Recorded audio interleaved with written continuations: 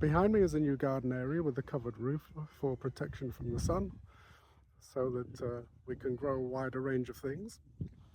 But that's not the reason for this video. I've had a really strange few days. I've moved to a place that's a bit more protected from the wind, so the audio is a bit better. Like I say, I've had a really weird few days. Today is Wednesday, and I think it was Friday last week that the chief of the village next door to this village came with a whole bunch of people, and what they wanted was some help to recover some zebu. Zebu are the like oxen, the animals that are used to work the land. They are used to drive the carts, and they also use them for meat. They're quite valuable. And their zebu had been stolen, so they wanted somebody to take them into the forest, which I did with my truck. And when we got to a certain point, they just continued on foot, and I came back and I charged the going rate for that, which was fine. But then on Sunday, some more people arrived. Actually, they flagged me down in the street, and they also wanted a trip into the forest.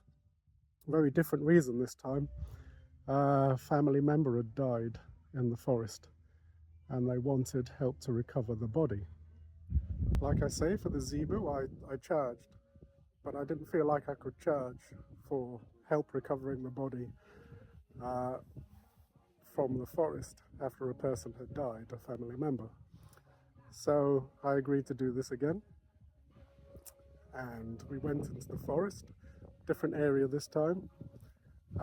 Got to the place. It took them quite a while to find the remains, and when they got there, I stayed with the car, so I didn't actually see what was going on. It turns out that there were 2 deaths, and both of the people had been decapitated. In other words, they'd been murdered. Apparently this happens because bandits, robbers, steal the eyes of people so that they can sell them. And apparently this happens fairly frequently in remote areas. They brought back their family member. I wasn't involved in handling the remains, fortunately. I was just driving. And one person remained in the forest. After all, what do you do with a cadaver that's not a family member? You don't know who it is. What do you do with it? I mean, in Western countries it would be quite straightforward. You would contact the police, but the police actually came with us, but then what would they do with the remains as well? So they said it was best to leave one in the forest. And then that was Sunday. On Tuesday,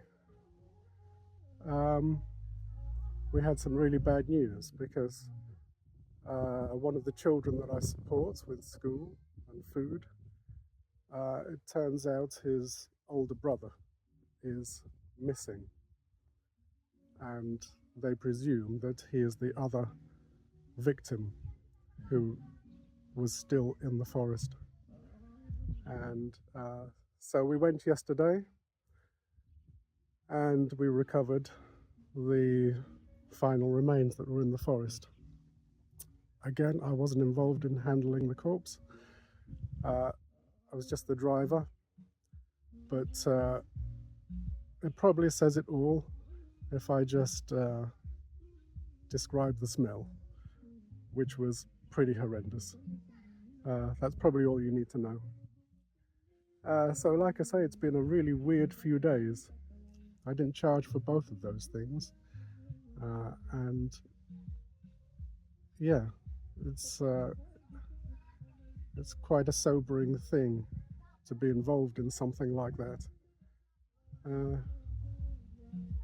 Anyway, this is a video that I wasn't intending to make. The next video, which I intend to come out in the next couple of days, should be a bit more cheerful because there's some much more positive news.